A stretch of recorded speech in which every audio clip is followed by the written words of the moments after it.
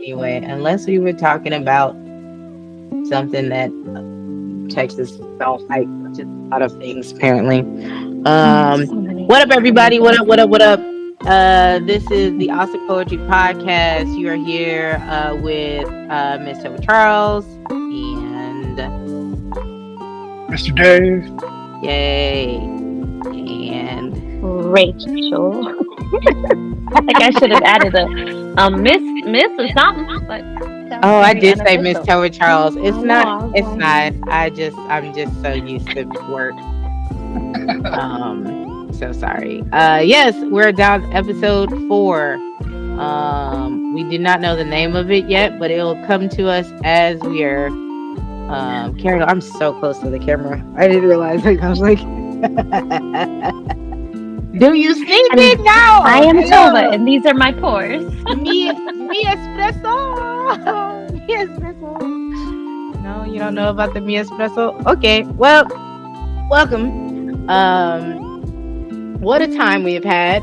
Yesterday we had our Juneteenth show. I don't know if we've had it before, but it was the inaugural Juneteenth show, and I think it went swell. I think It did. yeah. Oh, I can't open the door. Okay, y'all talk about it. I'll be right back. Yeah, show was amazing. I feel like it was a really good like backup after the one at the Carver. Yeah, the Carver. So the having back-to-back shows like that is kind of crazy to me. Yeah. Because like the turnout at the Carver, like those poets were ridiculous. That is hands down one of the best shows that I've seen this year. Yeah. You know? And like then to follow it up at APS, like there wasn't a single bad poet who went up. Yeah. Like everybody was good. And for completely different reasons too. Which made it, you know, like have this kind of like this wonderful sort of variety and like this range of voices. So like I was thinking about Sean P. Speaks. So that was his second slam. He's placed 2 times. Yeah. I did not want to give him a false sense of like this happens every time. But shout out to him for, you know, coming in and placing, and now he has a feature with Juan. Hey, shout out to him. Yeah. Well, the first slam he did, I was talking to him afterward. He said that was his first slam, but he's done several like features and whatnot before. He seems not like he's performed before. Sure. Yeah, he's definitely not new to the stage. Well, I mean, he came up and he had his stuff memorized. Right? I was going to say, which would make me feel just foolish, like, golly. This is my first time in a slam. I'm like, okay, so we supposed to have it off paper first time? Right. So, you said like I've done something wrong. Yeah. Right. So I'm supposed to place the first time I do this thing. Got it. No, yeah, he's great. Wish he had Venmo, but I mean, everybody can't be perfect. Yeah, I was completely blown away. I didn't get to see him the first time he performed because I was at Blackbird Beach. And so like my first experience seeing him was last night. And like, you know, I had heard chatter because it's like a dog. And it was really amazing. It was wonderful to actually see him perform. I think he was definitely a standout last night. I mean, he deserved to get to final stage for sure. He did that math poem the first time that he was here, and when he hit my dear Aunt Sally, please excuse my dear Aunt Sally, I was like, I was like, don't invite him here no more. That was crazy. That was crazy. You know you did good when people like don't do it no more. You can't come no more. You can't come over here. I remember the first couple of times I met her, she says, coming to the slam, which is another like awesome poetry babe. Came to APS He just graduated from USC. He moved back to Austin. We'll definitely have to have him on. He's definitely front of the pod. So we'll have to have him on the show. But he would, when I would slam forever to go, he would see my name. He's like, damn. And when you get an damn, sometimes you're like, hey, just easy. Because if you do that in front of an audience, they're like, okay, entertain me. I'm ready to be entertained. All right, everybody come down. But it always was like a term of endearment from SC. And as big as his career is, like, SC is like, people know him. Like, a lot of people know who Express is. And for him to still come back to the slam, still play. He doesn't need the money, but he likes to play. He drives a Tesla. He doesn't need gas money. The gas money bit doesn't work for SC says because he ain't got no gas. But I appreciate him. Chris Formey, he's come back out of retirement and just new work. Switches is still one of my favorites. Like a very crafted. That is a very hard poem to memorize. When you have that many, if the one word, for me, I hate it. I have one list poem, and it took me forever to memorize because I had to memorize what number went with what point. And to have a poem that you have switches in there multiple times, and then you have to memorize what comes before and after the 17th switch is chaotic. It is the demonic thing that you are doing. I definitely appreciate it. And I think sometimes when we're going to talk about the future of poetry, but we don't think about the technicality people have to do to like write good work and then also perform good work in 3 minutes and 10 seconds. You know, it's a feat not a lot of people can do. I mean, so like that is one of my favorite pieces that he's done. But Chris really for I don't know what it's actually called, but like the Teach My Son to Be Just Like Me. That hit me hard last night. You know, like that was amazing. Yeah. Should we be talking about round 1 pieces instead of round 2 so people can go on the YouTube and watch it? No, because you need to show up to the show. Go to the show and you That's go fair. to the show. That's fair. I don't know what we're talking about. Come on to the show. Me Espresso. That's the new thing now. I'm just gonna keep saying Me Espresso. I didn't know that song was made by a Wahite woman. I was so Well, yeah, that is a. She has to be. I'm about to Her Google name is Carpenter. You know, that would be fly though if she's related to the Carpenters. Like, why do birds suddenly appear? Hey, come on, give it to them. We're feeling so musical tonight. You are near. Hit him. Espresso. What's her name? Carpenter. Oh, dang. Sabrina Carpenter. Wikipedia just says American. And that's accurate. Like what that means? She from Quakertown, I was just gonna Pennsylvania. Huh? Super American.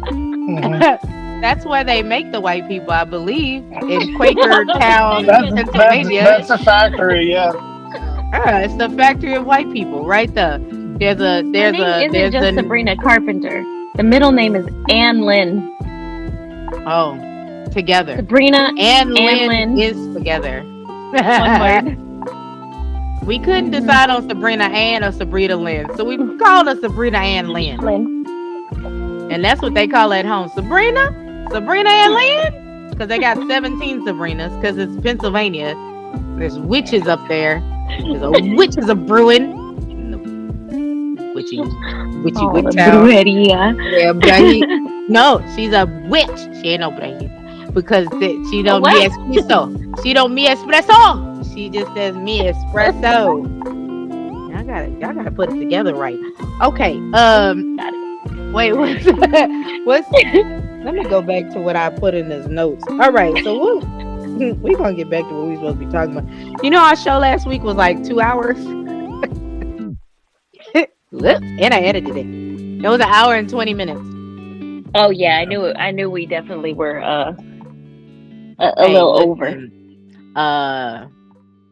It's supposed to be 60? I didn't put no time limit on this. Let's show your time. So one, we need to. I wanted to. Right. It is. It is a construct. It is. Check in. How is everyone doing from scale of 1 to 10? Rachel, how are you doing? Like a 7.5, 8. Things are good. I am planning on getting my life super together starting tomorrow. Yeah, that's a plan. Yeah, I love it. So right, but I specifically want to wake up early because if I have work at 11, there is no reason why I think that's too early to go to work so that I can't go to the gym in the morning. 11 is plenty of time to get done what I need to do in the morning. But that's the goal, and then work on content at night and my own writing. Specifically after work. Yes, because I have the neglectful of that. You gotta get that Espresso, and then you can. No, that's the whole the problem. day. It's too much espresso. Way too much. Oh no. Yeah. Yeah, you don't need distractions. You need to. Those are my favorite kind, though. Yeah. Dave, how you doing? 1 to 10. I am a very tired 9. Ooh, tired 9. Today was exhausting at work. There was, it's work. But the show last night was amazing. The show before that was amazing. I had a day off where I actually got gardening and stuff around the house that I've been putting off for way too long. So I had time to charge my batteries. And even though I'm tired, I'm feeling excited and good about the week. Good tired. Yeah. I love that. I wish I could do some lawn work. It seems fun. You go out there, you sweat a little sweat equity. Yeah. I mean, I wouldn't say a little. I mean, a little is up to everyone's interpretation of what a little is. A little bit. It's like a little bit could be a lot of bit. A little bit could be a lot of bit. Well, good. I'm glad everybody's doing. I am a strong 8.75. Nice. Good numbers. After the show, my back was hurting really bad. If you do not know, I have a herniated disc and I have sciatica. So going up and down, I wore sandals because I was like, it's summertime. Screw you, rain. Should have did that. Should have wore tennis shoes. That was one. You just have to take care of yourself when you get older because you can't just be hopping off on all stages thinking that. And by the end of that, I had to hold the door to get down, and I was like, "Ooh, looking real old out here." Just where's my cane? You know when you gotta put my cane by the door. When there's sound effects happening when you get down. It's not good. Getting up, getting down, sitting down. I was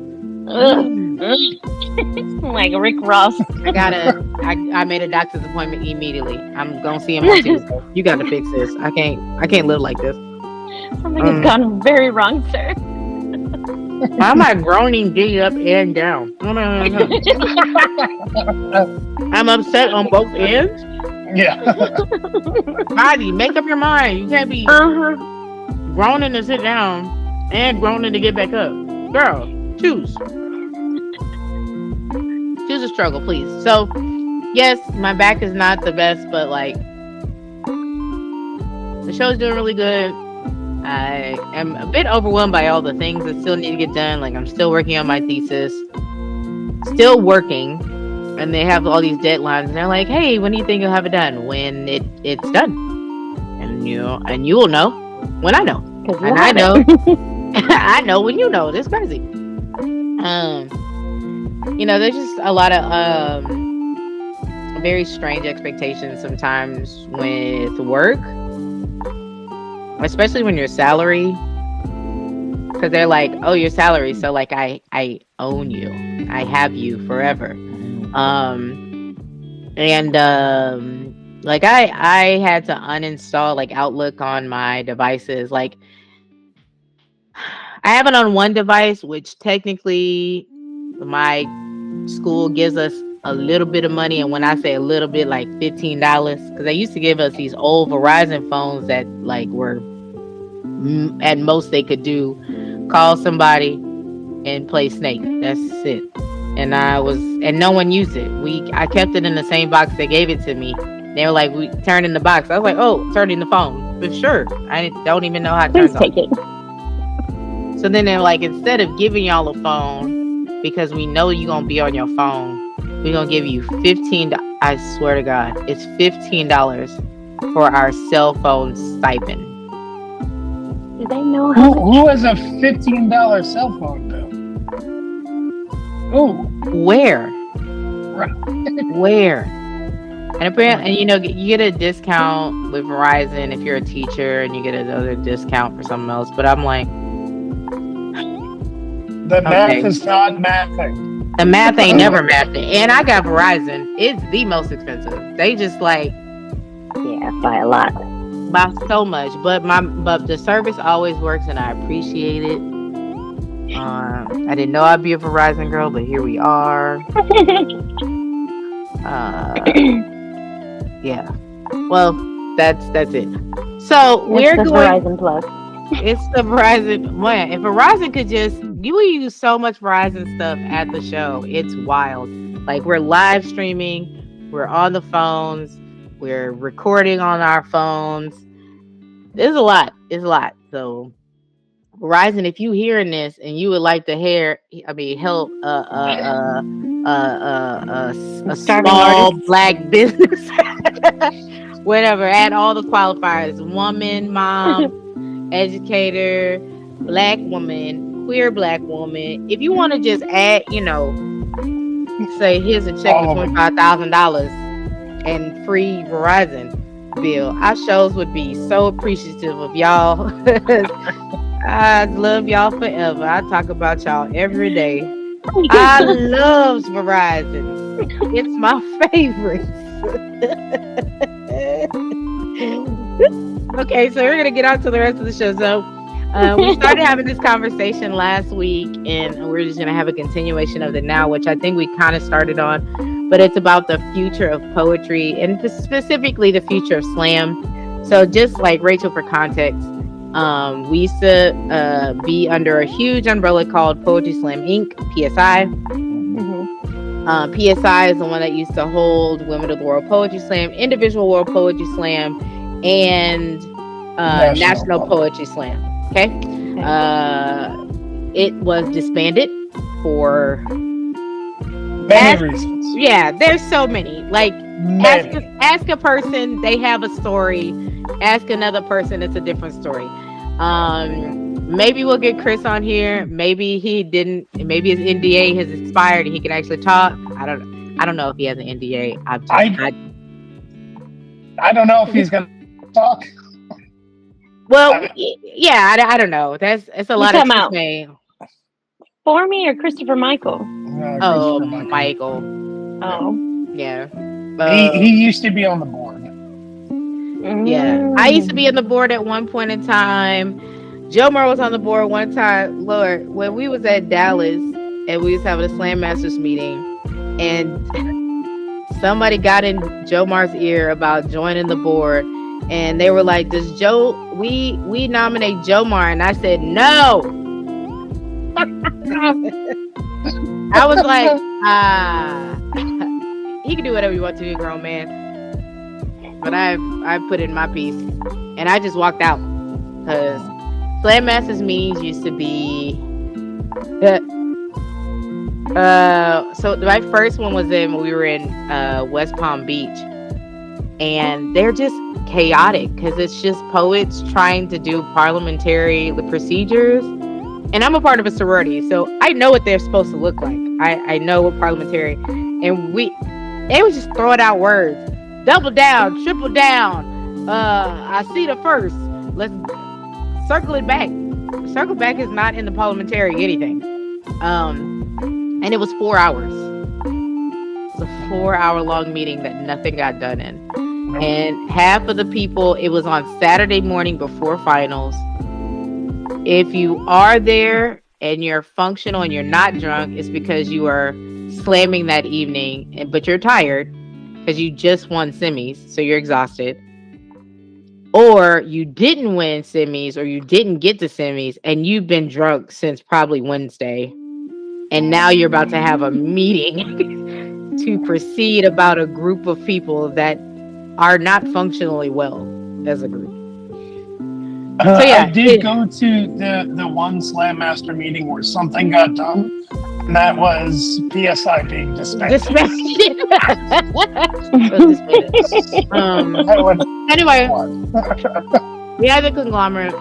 It blew up, and we've kind of been trying to figure out what's the next best thing. So we've been going to Southern Pride, which is a regional slam. It's been a long-standing slam. It originally was like the South. That was it, like Louisiana, Florida, Mississippi, Alabama. Like you had to be a part of the South. Right? Yeah, you had to be a part of the South to be on it. And honestly, I mean, Austin Poetry Slam, Austin ESO, we didn't really start messing with Southern Pride until probably like 2013. 2013 was the first year that we took a team to Southern Pride. Danny Strack, 2013. Okay. So Danny Strack, who was our previous Slam Master before Jomar, and Jomar took over, and he went to Southern Pride as an indie, like by himself. And Danny used to do stuff like that all the time, just go to a slam. And he loved it so much that he was like, okay, we'll bring a team. So we brought the team 2013. They did fairly well. But we were the first, like, they're not from the South. So it was a conversation of Texas is the South, but it's not the South. And I'll give that to him. Which is so weird because Florida, but not Texas. Well, we touched we are considered Southwest because if you look at, there's a palpable, like, racism in the air in the South that we have, but it's with pleasantries and y'alls. My dad lived in Birmingham for like 25, 30 years. No, they don't try to hide it at all. There was like, a black person, and I'm saying black person because it's definitely not what they said. Right. And they would move to the other side of the street. Birmingham. So yeah, I get what they're saying, but also we would come in there and then we just started kicking indoors, and then they just started letting all people in because we're there for poetry, right? Like, a team from Philly started coming. San Diego started going, and the thing that was very unique to Southern Pride, which I think I got there too late to really totally see and embrace, but they are about family. Like, these people have known each other and been slamming with each other just as long as nationals has been a thing. Southern Pride has been a thing for like almost 30 years. So it's not new. There's moon pies and RC Cola and lots of love, like. Yeah, so they used to not have at the finals they would give out money, but the finals was they would hand out RC Colas and moonshine, the moon pie. That's what it was, not moonshine. I'm sure that moonshine was somewhere around. I'm sure that it was in the mist. But moon pie, I don't exactly know the story behind the two. Maybe we'll get Akeem on here and he could tell us, because he's been going to Southern Pride forever. But yeah, there are long-standing traditions. And when I first started going, I'm gonna be completely honest, I was not. I was not like, oh, this is like the best poetry I've ever seen in my life. But that's not what they were there for. Like, when we say the points ain't the point, that's them. We here for vibes, and maybe we'll give you a good poem or two. But it was more like them expressing themselves, and like the family camaraderie is really palpable there. It's really nice. This year it's going to be in Lafayette, Louisiana, which is my birthplace. Lafayette is about the size of Maynard, Texas. So, Godspeed. We're going to go out there. You know what I'm saying? I'm going to go see my family. I'm going because I'm going to go see my family, and I'm going to go to New Orleans eventually. And it's only like a hour, 45-minute drive. So I'm going to come back up here and talk to y'all, but so there used to be, and there was a couple regionals that were scattered about, like Surf Ride was one of them. Now, because there is no NATS, there's no National Poetry Slam, there's been a whole bunch of regionals that have like stepped up to kind of fill that void. Like just this year alone, Albuquerque had Chikara, and then like later that week, Wouts was in Baltimore. There was the Midwest mashup in Minneapolis in April. Battle on the Border in Laredo. There's the Charlotte Fest, which was the end of April. The River City Rumble in San Antonio. Blackberry Peach, which in Southern Pride, which just happened in Florida. And it happened at the same exact time as Bigfoot in Oregon. There's North Beast, which is in Boston. It's happening in Dallas at the end of August. Vox Pop is happening in Manchester in New Hampshire. We're doing the Texas Two-Step. And then there's Exit 36, which is taking place at the same place that they had Sofride, which is Pompano. Oh, I don't know how to pronounce that. Whatever, Florida.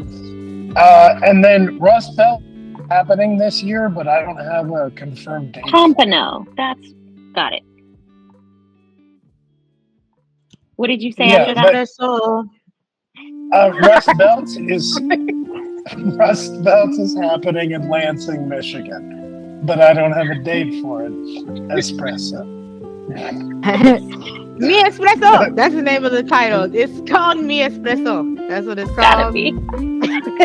And we're just gonna go with that. Yo, I am so hyped. So it was something that me and Dave were talking about before I hit record.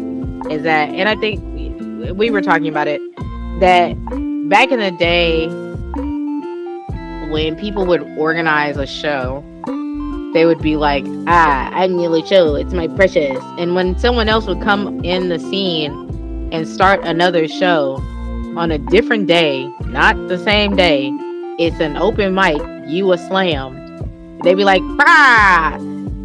down, deaf to that all. Do we not understand how the network of this business works? It is a business, if you think about it. The business is, the product is poetry performances. Yeah. If we ain't got no poets, we ain't got no poetry performances. And when I was starting out, there was an open mic every night. So before I got to Neo on Thursday, and before I got to APS, it used to be on Tuesday, then it used to be on Wednesday. APS went back to Wednesday. When I first started, it was Wednesday, Neo was Thursday, and then you had Friday, Saturday, Sunday, Monday to practice them poems before you went back on Thursday, right? Right? So we're just going back to our time that we had before on Wednesday. But if there's an open mic on Monday, an open mic on Tuesday, one on Saturday, a slam on at Rich's, that all just helps all of us, because poets need more than just one space to provide to perform their show. They could be getting ready for a show. They could be doing all kinds of stuff. And to have this like gatekeeping, oh, you can't have it. Like Juan came on Saturday and on Saturdays in Austin, and I want to make it very clear. Safi is my brother. I love him. We were on a team together. He is one of my, like, I'm so proud of all the work that he is doing right about now. But right about now is not Austin Poetry Slam. Austin Poetry Slam is not right about now. And so if they have a show on a Saturday, Safi wouldn't be so disrespectful to have a show on the same night as us, especially because he has a show on Wednesday in Houston that is doing well. There would be no reason for that, right? Wednesday is and to be honest, if anybody's trying to start a show out there, Wednesday is a money spot. Wednesday is it's a hump week. Tuesday was like fine for like, because we had college kids and they really had nothing to do anyway. But like adults that got jobs and got bills, Wednesday is perfect because Thursday and Friday, if I got kids, I got to spend time with my kids. Or there's shit always happening on Thursday and Friday. And honestly, the best shows come on Thursdays and Fridays. So I'm not really trying to talk to y'all. No way. I'm trying to go see my shows. Me, Espresso. Monday and Tuesdays too early. Mondays, I hate Mondays with every fiber of my being. And I don't want to bring that energy to y'all that I hate that day. I hate that day so much. And Tuesday, Tuesday is going up on a Tuesday, I guess. If you got time to do that, but we got work. So so like when I came into the slam scene in Austin, it was really weird because Austin Poetry Slam and Neo did not intermingle at all. Like there was two completely distinct slam scenes. And like it was really like Danny kind of bridging the divide, I think, that like made it Danny Strack is the you're talking about it, yeah. Yeah, he was like, why is there this divide? Like, I'm gonna go do poetry on this night and this night. Danny is the first to go from Austin Poetry Slam to Austin Neo Soul. Austin Neo Soul had in 2009, Faylita Hicks was the first Black woman to win Slam Champ at Austin Poetry Slam, but she's originally from Austin Neo Soul. And then 2010, I was on the team from Neo to Austin Poetry Slam. But throw up? No, but Danny was the first. Danny was the first one from Austin Poetry Slam to reach out to go to Austin Neo Soul. And so, yeah, big shout out to Danny for making sure that gap was there. But also Brian Francis. When we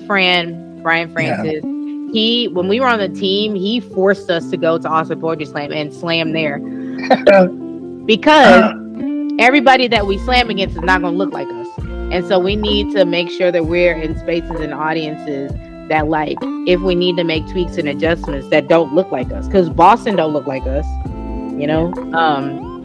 I thought it was that was a really brilliant coaching move. I was I'm gonna go out 2 nights in a row, but it worked. I also feel like that kind of like crossover or that like cross promotion helped the scene to explode.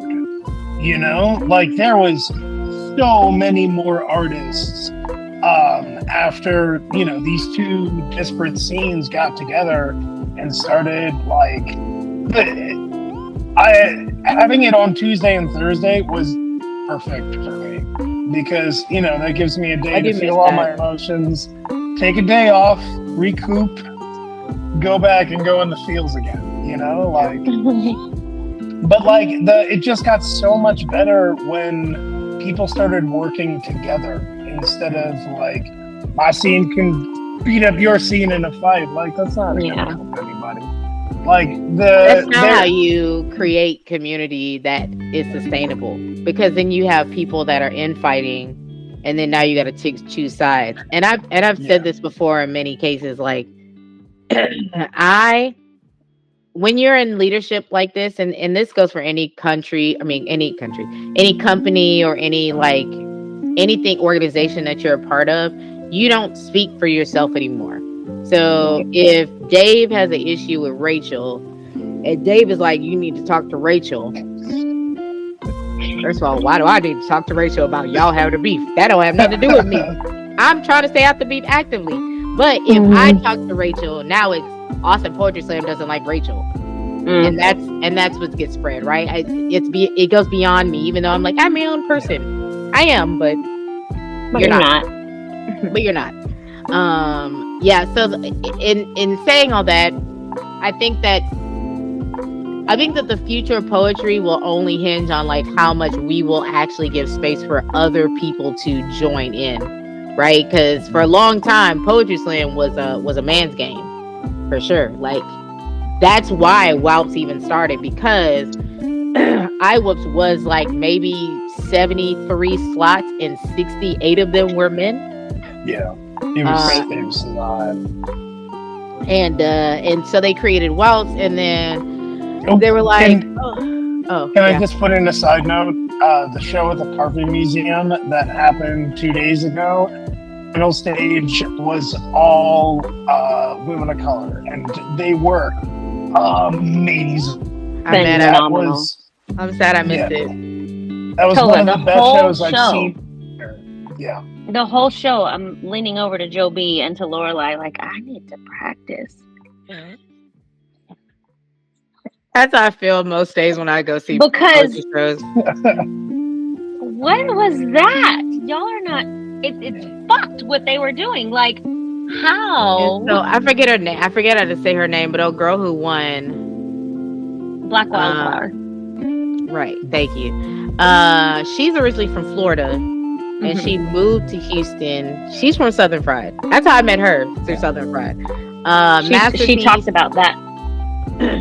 Masterpiece is if you want to study how to become a black millionaire, that's the woman to follow. From something to nothing, that's it. She was like selling African and Accra materials and fabrics at poetry shows, and she has created an empire with an amazing show. They go to Ghana and they've been to Brazil for poetry. So like definitely want to have her on the show to talk about like poetry business, the business of poetry, because she's got it. I know she can do some really great gems too. So my last on like the future of poetry is like, poetry will be whatever we want it to be. A poet is whoever we tell it is. If you say you're a poet, I guess you is one. Like there's not a lot of qualifiers, right? You can be a bad poet, but I can't tell somebody if they're a poet or not. That's my one rule. You could have bad poetry, which there are a swelth, a plethora of bad poetry out there. Jesus. You was like, you wrote that down. And then you said it out loud. That's like that poem that was on TikTok that was going viral, and she was like, and you're a mulatto. And I was like, what? What? And you know what? I looked at some of the comments on that, and they were like, y'all need to leave that girl alone. She's doing her work. And here's the thing, everything ain't for everybody. Hey, I put that disclaimer for sure. Some work is not for me. She didn't write that for me. She didn't say mulatto like that for me. That's not for me. That's not my poem. But somebody, it moves. Right? I'm so serious. Right? But somebody felt that poem. It was like million hits. And I hope that she wrote something else. I hope that like she was like, maybe I should start saying that word and don't do that no more. But if she hasn't figured that out yet, you know what? My Lotto changed all her stuff. Lotto, somebody had told her in her ear, girl, you in danger. You can't keep saying that word. You can't keep saying that word. That's like saying colored. Why? Why do you want to be colored? I don't want to be colored. I refuse. You call me colored, I'm gonna be like, colored what? Which one? Which one do I get to be? I think the only one that like what sounds like a racial slur but it's not racial slur is blacks. They're like I hate that because the blacks. Where else can you say that? Why would you say that? Oh, look at those blacks over there. Crayons, paintbrushes. What does that mean? I don't say the whites. Who says the white people call each other the whites? I'm doing the laundry. I gotta put in a load of the whites. That's it. And even we say color, not colored clothes. We don't say colored clothes. Colored clothes? That seems like past tense. Is it in the past? They past tense. That's when you mix the colors with the white. You colored them. Yeah. The whites, you colored them. You weren't supposed to have colored them. Oh, everything God. is now pink. That's the problem. We haven't gone to pink yet. We haven't mixed the colors yet to become pink. And this is the problem. We're still black and brown. After I am in the sun white. for too long, I am certainly. I don't understand how that sun thing gets y'all so bad. I just don't understand. When you were reading that poem don't. last night, I was like, I feel so attacked. I was like, how can you be? Well, I'm a student of history. I love documentaries, all of those things. And for you to be considered the superior race, but yet you cannot be in the sun, how? How does that? Are you vampires? They're vampires. Miss my calling. Anyway, so that's the future of Austin Poetry Slam. Is like the future of Austin Poetry Slam is gonna be we are gonna build a space that creates community. Even if we had a building. Lord's willing, Lord said the same and the creek don't rise, that we get our own venue. I would be remiss if we were the only one to have a show there. Mm-hmm. If there was that'd just be a waste of space if we're only doing one a week. Like the building just sits there. Or we're doing 5 shows and all of them are Austin Poetry Slam. Why? Absolutely not. First of all, who has time for that? Number one. Who's gonna come? I'm not going. I quit immediately. I will not be there. I will not be there. What are you talking about? I was struggling to get to the Carver and to Alamo. So 5 days, I can't imagine. Chris called me. Now I know it's bad because Chris called me. He said, "Hey, he asked me to do a show at the end of the month. I hope I'm gonna put it down on the list." But he's like, "Hey, can you do this show? Something on a panel." And I heard Nikki Giovanni. I said, absolutely. If Nikki is there, I too am there. I said, is it today? He said, no, Toba. It's no, Toba. that tone was perfect. That was Christopher Michael to it. No. He just gets so, and then he gets so frustrated with me. I just don't know what you want from me. The staggered inhale. Okay, I made an error. I agree. And then he was like, "Hey, but you're already gonna be there because you're gonna do something else that day." And I was like, "Well, you got to give me a calendar invite because I'm not gonna remember none of these things you're telling me that I got to do." And he just, that's my brother. I love him so much. I used to be the one telling him what to do. Now he tells me. It's next Saturday at 10 total. It's next Saturday at 10. What date? AM. What day? 29th, I think. Oh my God. I need a calendar. AM. 10 AM. Oh, okay. All right. Gotta find the 29th. 29th at 10 AM. Somebody send me a calendar invite because I'm gonna forget that. And I want to see Miss Nikki, but I be like, I saw the flyer. It said Austin Poetry Slam. I was like, why didn't Chris just tell me? Baby, listen, Chris just be throwing our name on stuff, and I appreciate him because apparently we co-producing it too. Yes. Yes, yes, we are. We sure are. Yep. But the African American. Yep. I don't even know who the people are. I think it's at the Carver. Is it the Carver? Yeah. Yeah. So he was okay. So little background. My mom used to be the managing librarian at the Carver Library. So I know where the library is. I know where the museum is. I know. He was like, no, you know how to get to the Carver. I lived in the Carver for many a year. I know where it is. It's the only black library. It's across from my middle school. I went to Keeling when it was a junior high. Now it's a whatever it is now. I know the space. I used to skip school all the time and go to the library. That's the kind of dork I was. I skipped school. I got some French fries. I went to the library. They would look for me in class, which at my middle school, the principal went to church with me, my coach went to church with me, and 5 other teachers went to church with me. So there was no getting out. But they knew. They were like, oh, she ain't in class. Where she go? She probably at that library. And I would. I'm not coming to school.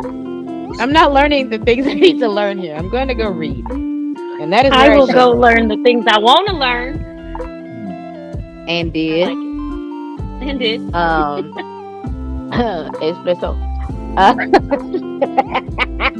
going to just play the song as we think about me. Think about, me, Espresso. One thing we don't have to worry about is the copyright violation. Nah, me, Espresso. I got it. Don't you worry about it. I'm going to just bring it up when I need it. What about y'all? What do y'all think the future of slam will lead us down? The path of destruction or righteousness? Where are we going? Well, so like I was saying before, there's now 20 regional slams that are going on, right? I don't foresee things smaller.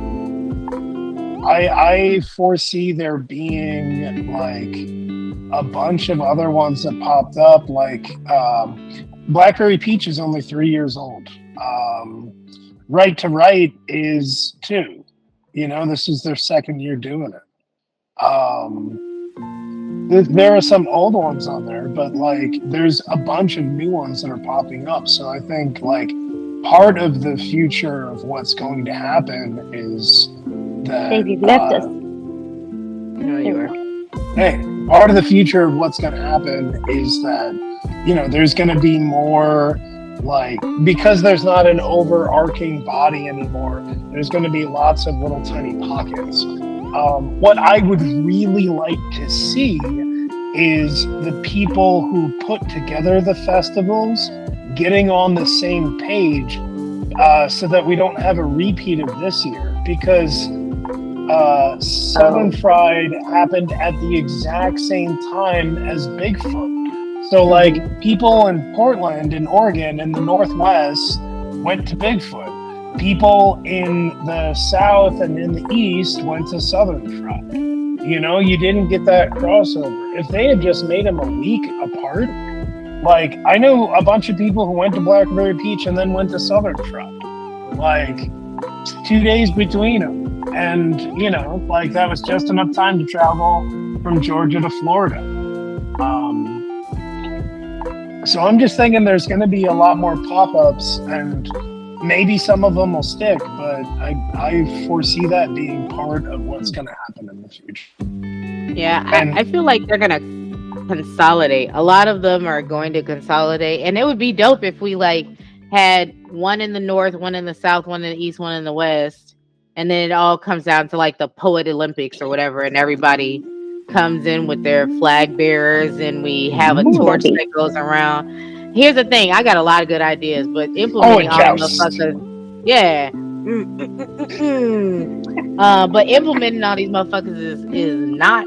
I need to be the chief imagineer.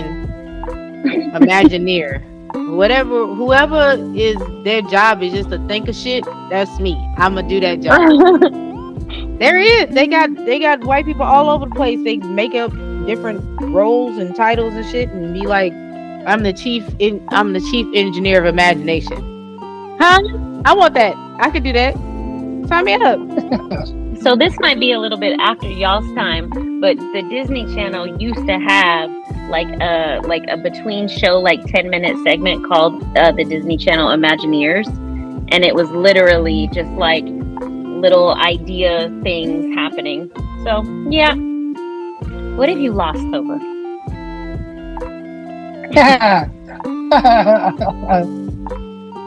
We could see you. I am, and I appreciate you seeing me for who I am. Yes. Mi espresso. Okay, mi espresso. Espresso. Think about me. I just want to know why she said it like that. You know, I had never heard this song until you started singing it. They kept putting it on TikTok, and I'm like, why is she talking about espresso? And there was a white woman from Pennsylvania. That's what she said it. You can't tell me it's got the same effect on your heart, man. Got to. That's what I'm trying to say. That's what I'm trying to say. I don't know what I'm trying to say. Exactly that. That's exactly what I was trying to say. So happy you said it. So happy somebody said it. Jesus. Been waiting all this time. Somebody say something. Oh Lord. Yeah, I like y'all signed up for this. I just wanna let you know. This is fair. I started coming to APS because, and every single time, even now when I talk about it, I talk about how like safe and chill of a environment it is. Like I can literally get up and leave my drink. I can leave, you know, my stuff. That's real. And not feel concerned that somebody's going to try something. But even if they did, the community that is there would never let anything happen to me. And that's kind of what I hope will continue. Even through all of these like really big ideas, I think that's what drew somebody like me to consistently showing up and eventually getting on a stage and, you know, spilling your guts and sharing all your little business to a room full of people. And I think when you force in too much of that competitive element, whether it be for space or time or nights or whatever, when you put too much of that in there, it dilutes that community and that feeling of safety and that feeling of inclusion. And I'm just hoping that with the continuation and the growing popularity of it, because like I was saying last week, like with TikTok and Instagram Reels and all of that kind of bringing spoken word poetry and slam to a more mainstream front and appealing to wider audiences, you're getting different and more people coming in. Mm-hmm. And I'm hoping that coming in doesn't bring with it that level of, obviously there's some level of competition there, but bring it to the level that kind of messes with that formula that is what made it feel so much like a home. Yeah. So and I'm really happy to hear you say that. And like I think that us just continuing to look out for each other. There were times at when we were at Spider House, there was another show that came right behind us, and that felt a bit unsafe. Yeah, with them out there. But I do like that we're in a space where, like, when our show is done, the only thing that's happening is movies. I love Alamo Drafthouse. It's been one of my favorite places to like go and escape. I love movies. I love movies. I love how they're made. I love the craftsmanship of it. I love the cinematography. I love everything about it. My dad and I, when I would go and visit him in Birmingham, crazy, we would go see Star Wars movies. Like he would wait. He was not Star Wars. Sorry, forgive me, Dad. Star Trek fan. And so anytime Star Trek movies would come out, he would wait for the summertime to go see them. And they would generally come out in the summertime, but he would wait for me till we could see that together. And so that was like a really, like, sci-fi movies are my favorite movies because of my dad. And when I found out about Alamo, I was like, oh my God, I could eat and drink and watches my movie. Well, that's why when I started doing the social media, I was like, why are we not putting on the flyers that there's a bar and food and parking? Like, all of that being in one space is so fire. Every parking is like, man, you don't know how in Austin in this economy. My God. I did hear that Alamo was sold to somebody. Sony Productions, yeah. And you know what? Hey, listen, if a Sony executive just so happened to come to our show, because it looks like they are actually putting more of the onus and operations on the actual in the theater. It used to be a third party somewhere sitting in a room like typing away, and our events would get all messed up and stuff. So now we're in the States, like we know who the people are. So Sony owning a thing, like shout out to the people that created Alamo Drafthouse to sell something that amazing. I'm sure that they got a good coin from it. But we'll get Sony movies directly pumped in, and so Sony ain't terrible. It could be worse. It could be. Go ahead, Dave.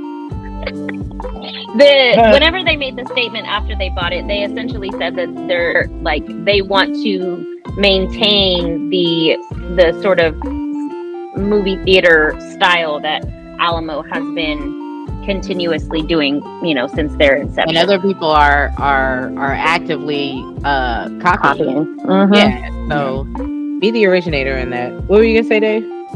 So the original owner, the person who started it, actually had to sell the business in 2020 to keep it open. But they were still on the board. This is that CEO becoming a Sony employee. And so that changes a lot of things.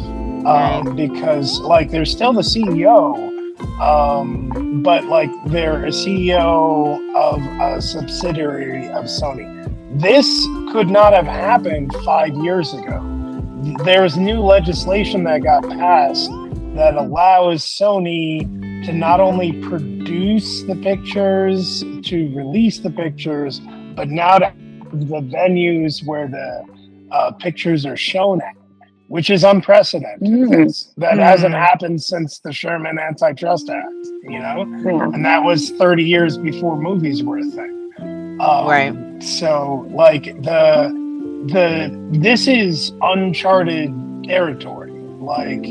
The Sony did put out that said, we're not gonna, make it so that only Sony films play in the theaters. We're still gonna. That was my concern.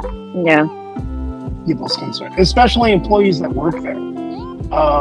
They're like, Sony makes some good stuff, but there's a lot of good production companies out there. There's, other people who are making and films, the independent ones, that's what Austin is made for. Or that's what Alamo is to support the smaller independent production houses and stuff. So I am happy that they are going to keep the spirit of Alamo, and more money backing it is not going to hurt it. It isn't a movie business. If there's no movies to produce, then they ain't gonna have none to show anyway. So I think that Sony is trying to make a strategic plan that if for whatever reason movie theaters can't play our movies, then we have a place to play them. And they might have smaller, because Sony owns a whole bunch of subsidiary independent movie houses as well, or movie productions. So they're probably gonna really greenlight a whole bunch of their smaller productions into places like Alamo. They're not big seated theaters anyway, so probably more they're what are they called? Some not grindhouse, but that type of movie, super independent films. Hopefully they're not so weird that people don't come to them, but we'll see.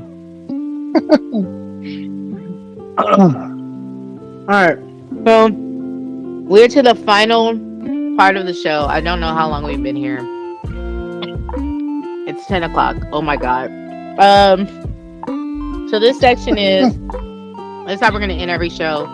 what stuck with you at the slam yesterday? Because in theory, we're going to record on Thursday after the show. So what's the one thing at the show last night that stuck with you? Dave, go first.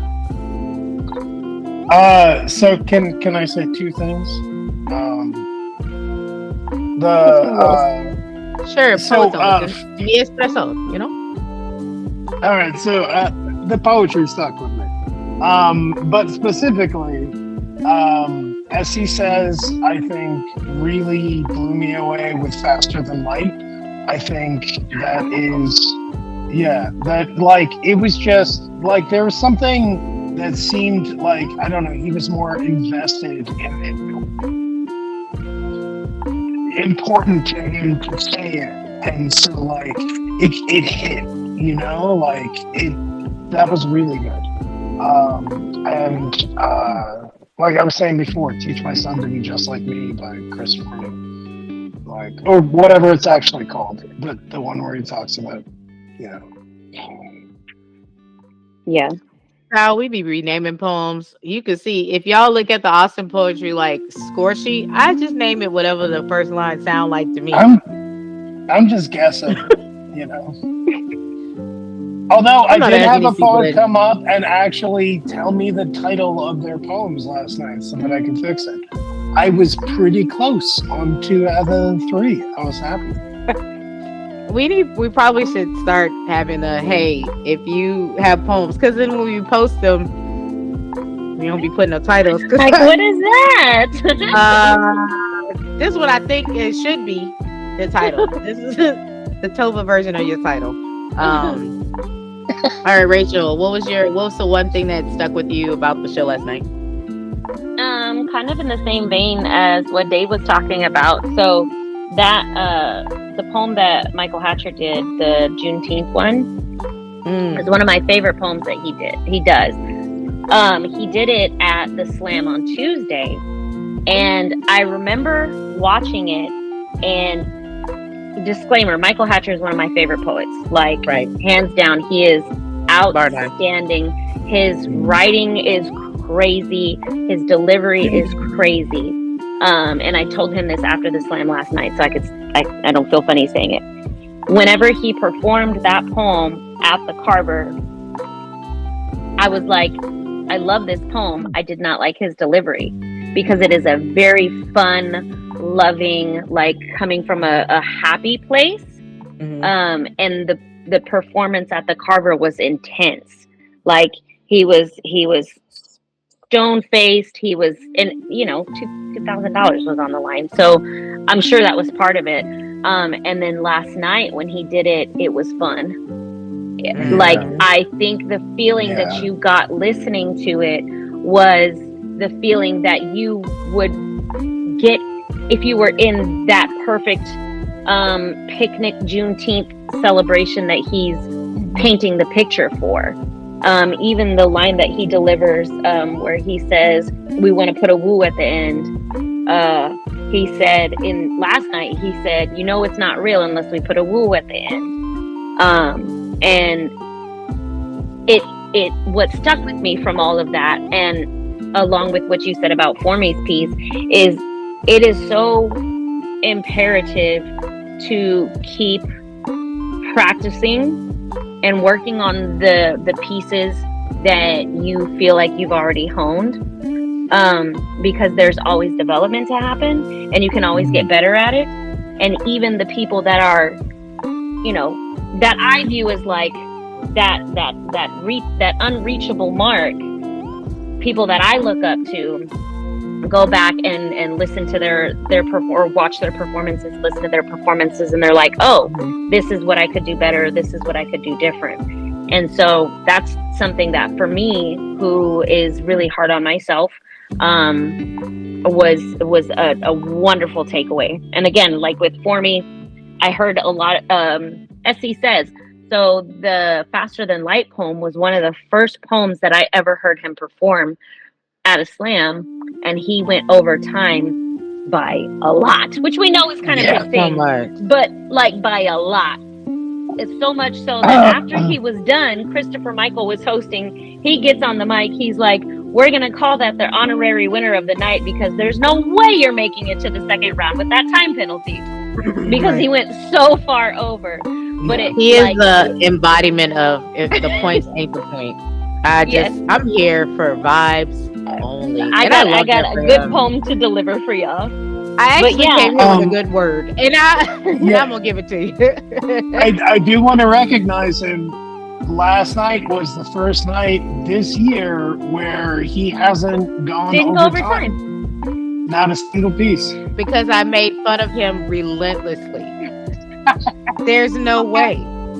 We need that kind of support. We need that support.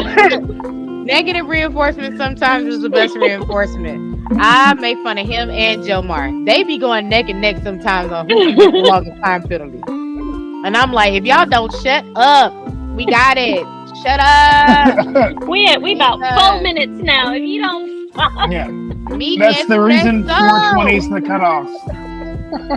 That's why he said 420. 420 is the cutoff. So we used to have to. Yeah, that's too high. It's too high. Rachel. Yeah, that's crazy. Rachel.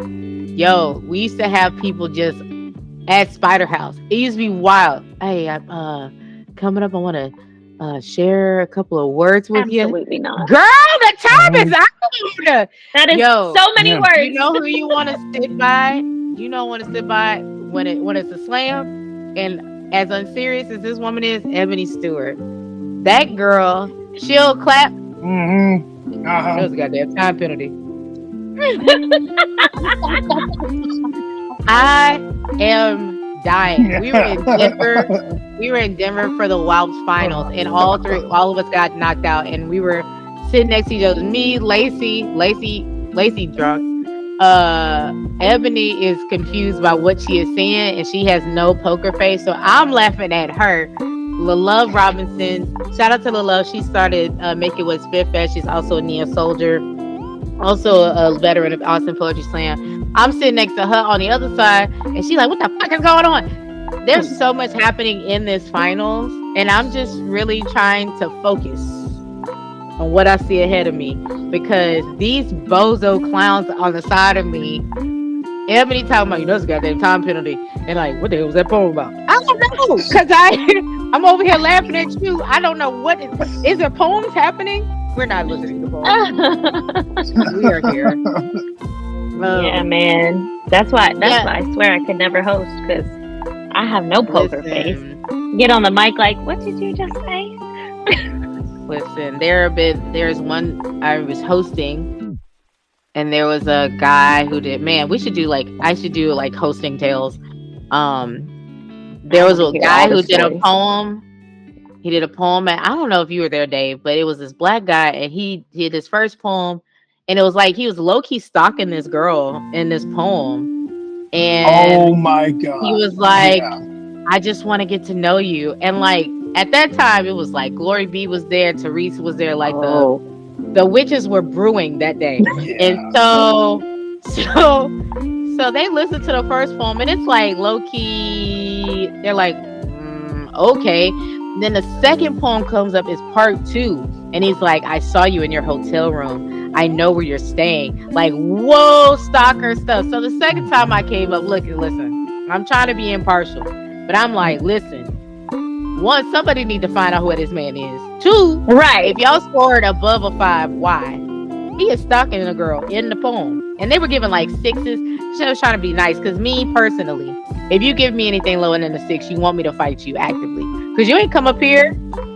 At 6s, at least I put my name on the paper and I came up on this thing. Unless you are egregiously, like, I was at a poem. I remember I told you that one time I was at UTSA, and this guy, and we had an all Latina panel of judges, and they were like, why are Spanish girls easy? No, why are Mexican girls easy? Are they? A list of reasons why Mexican girls are easy. If I could make up something, I want to. I want to make up. How do you fail that hard? and just like not reading your audience. I don't know who like incel you wrote that. Like, There might what be an poetry space in general would you think that something like that would fly over? Like I said, I can't tell you what is a poet and what is not, but I can tell you what bad is. That one, bad. That's a bad poem. One, I was judging one time in PV, which I don't know why people ask me to judge. I'm not a good judger. I'm not. I will score you terribly if I think that you were wrong. And it was a finals, and they was like, it had to have original work, and I know this girl stole this poem. The poem was on YouTube. I know the poem. We saying the poem with you. How we doing that? Oh, and I said, they said score, and I said write your own work, and I put that up as a score. Girl, I'm not doing that. I'm not doing it. If I can know your poetry is online, I'm not about to do that. I know the girl who wrote that poem. I won't do that. So I don't know why I went on that diatribe about bad poetry, but I want to say for the thing that caught my eye, good poetry last night, or good things that happened. One, we had a sold out show. We haven't had a sold out show since we had our finals, and June makes me sad because June gloom. It is always low attendance. May was pretty decent, but June is like, we're on vacation. I'm like, okay, I get it. So we had a sold out show that was great. I appreciate all the non-Black people that was in the Juneteenth Slam, aka Tim. Tim was holding it down. And if you want to know how to be an ally and not take up space, Tim is it. Follow that man. He's a prime example. I feel like he does actually need a shout out for just being like an amazing human being. Yes. But also like showing a good example of allyship, it's hard to find that, Like there's a lot of bad examples out there. Tim is just an amazing performative person. Very performative, yeah. But he really he's a retired educator, and him and his wife, they backpack in the mountains and stuff, and when he's in town he comes to the show. I love it. He don't have a Facebook account. Carol is the one that messages me all the time about Tim. Carol is the one that buys his stuff, and like they've been married for like 40 plus years. When you know your husband like poetry, just do it. He here all the other days. He here during the day. He only want to come at night for one night. Just let that man go. Michael Hatcher's Juneteenth poem is my favorite. I would love to produce a music video or a video, poetry in motion. Put that on the tab. Be super live. I love that idea. What about Inside Outside or Outside? We need to bring it back. God, inside the outside. What in the hell is y'all saying? And then go on the YouTube channel and look at like our oldest videos. It's like Danny had this idea. Yeah, go ahead. It's just a bunch of poets like doing poetry in parking lots, walking down streets, like, and it's beautiful. It's wonderfully done. There's something very raw and authentic about it. It feels real. It's good. And we have, phones that can record beautiful videos. We just need to get a mic that we won't lose. So working on that. Top 3 were great. Sean was great. Chris Formey, Switches is a brilliant technical poem.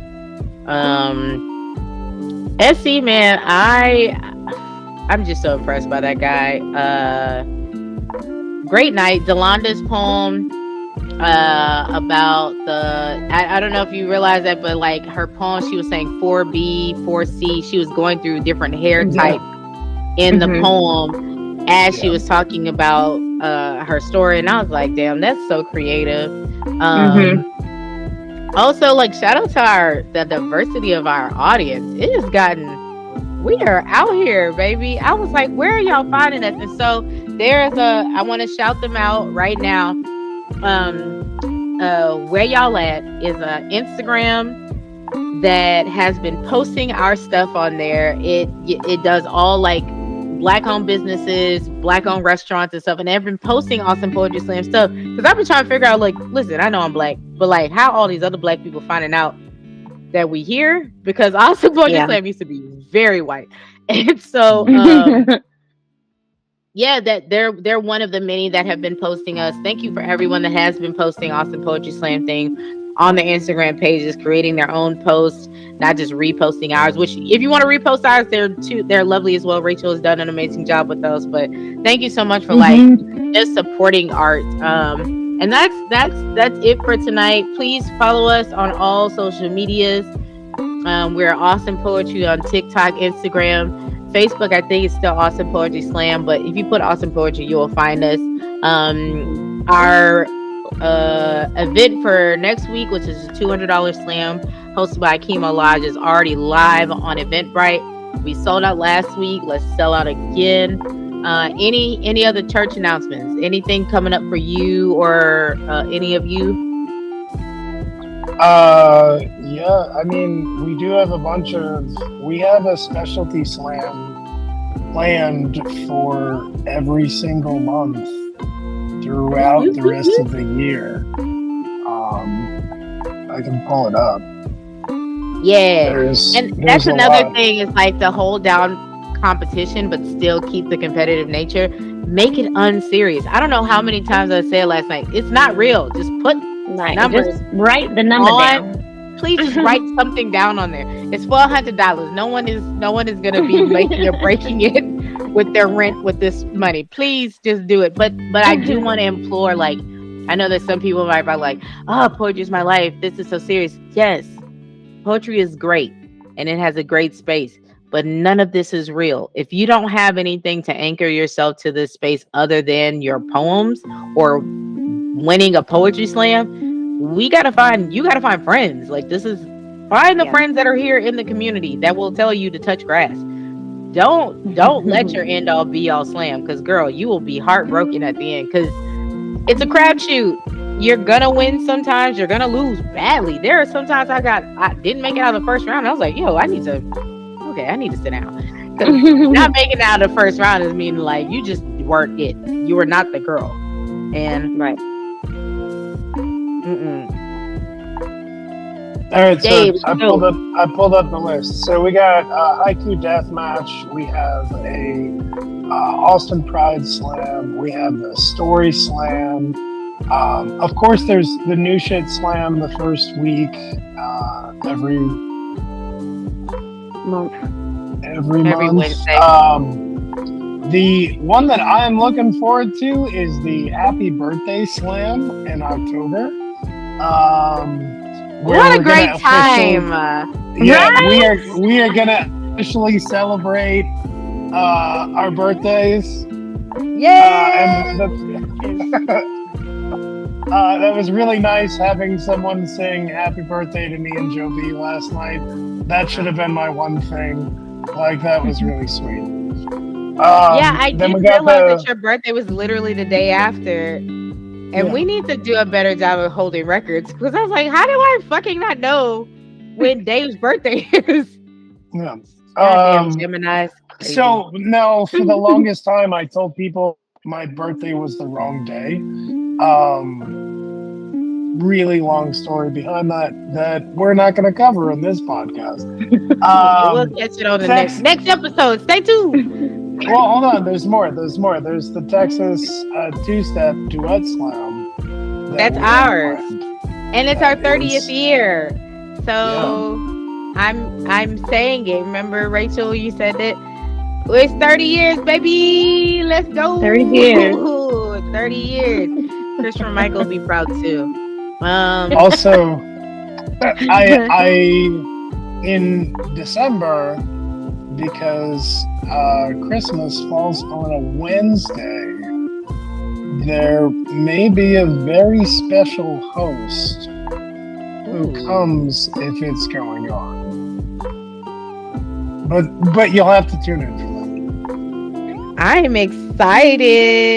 Yeah. Excited. Yeah. Yeah, but there's a lot. There's a lot. There's so much more than that. Yeah, please just keep us updated on awesomepoetry.com or all awesome poetry things, and we'll definitely have it on there. Rachel, any updates? Nah.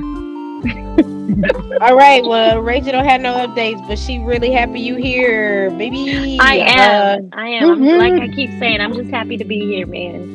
And she said, "How long yet? I don't even know what we talking about, but I'm happy you here. I am happy you're here, friend."